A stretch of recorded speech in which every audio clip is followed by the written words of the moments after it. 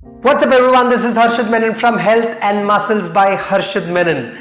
Now let us do a quick revision or a recap of the previous video.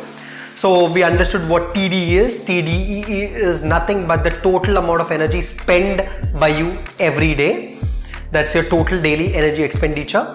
A calorie in depends on the food that you eat. So you have to manage your calorie financials well. That is, if you have to ensure that the calorie that goes in is equal to the TDE, that's the calorie out, in order to maintain your weight. Now, if you take your calorie in as more than your TDE, you will gain weight, and if you take less amount of calorie in, you will reduce your weight. Now, see you on the other side of the video and we'll understand what are macronutrients.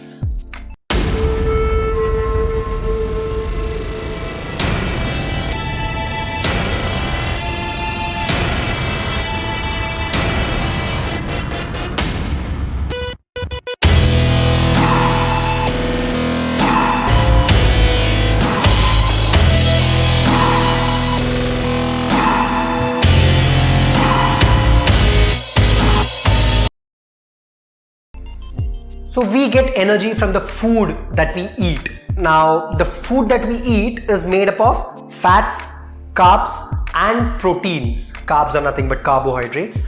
Now all these three things put together, they called as macronutrients or macros. Now I'm calling them as macros or macronutrient because they are required by our body in larger quantities. Hence the term macronutrient or macros. Now our food also contains vitamins and minerals along with them. So they are required by your body in smaller quantities and hence the term micronutrients. In this video, we are going to be talking about macronutrients or macros. That's fats, carbs and proteins. As we all know now that these are the ones that actually provides you energy. There are also alcohol which has calories, but we won't be talking about alcohol for now. We'll be talking about it in a separate video. Now we will talk about fat in detail. Fat contains 9 calories or kilocalories per gram. Carbohydrates and protein, they contain 4 calories per gram. Now fibers are part of carbohydrate and they are also a very important macronutrient.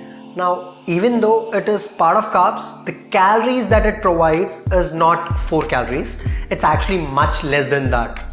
So, but let's not complicate things. Let's assume it to be 4 calories for our purpose, as it will be easy for calculation later on. Now, they are equally important as, why do I say so? Because it improves your gut health. Now, let's understand each macronutrient. We will talk about fats first. Now they are called as lipids and they are very essential. Our body cannot synthesize certain fats called essential fatty acids, and without which our brain will not function properly. When I say not function properly, it can also stop working. So you need not have to ignore that fat. You need fats as well. Now fats are energy dense. They will provide you 9 kilocalories or 9 calories per gram of energy, which is more than double of what carbs and proteins can provide you. Now, your body stores fat very efficiently in the form of adipocytes, and that is not done by your body in case of carbs or proteins. Now, fats are stored with the sole purpose of survival. So, I will talk about fats in detail.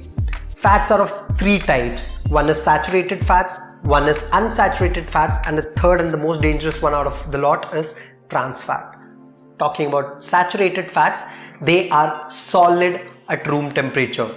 So previously it was said that only unsaturated fats are good, but then now new researches are coming up and they show that saturated fats are not as bad as once it was thought to be, but they do increase the risk of heart disease since they raise your cholesterol levels. Now, what are saturated fats? The example would be butter, coconut oil, Now let me talk about unsaturated fats. Now unsaturated fats, they are liquids at room temperature. So unsaturated fats are of two types: polyunsaturated fatty acid and monounsaturated fatty acids. That's PUFA and MUFA. So PUFA, that is polyunsaturated fatty acids, they are the best and the most heart protective among all the fats. After that, the second best would be monounsaturated fatty acids, that's MUFA. So they are best after PUFA, as I mentioned. But replacing your saturated fats with MUFA or PUFA have shown a lot of health benefits as per studies. Now that does not mean you cannot eat saturated fats at all.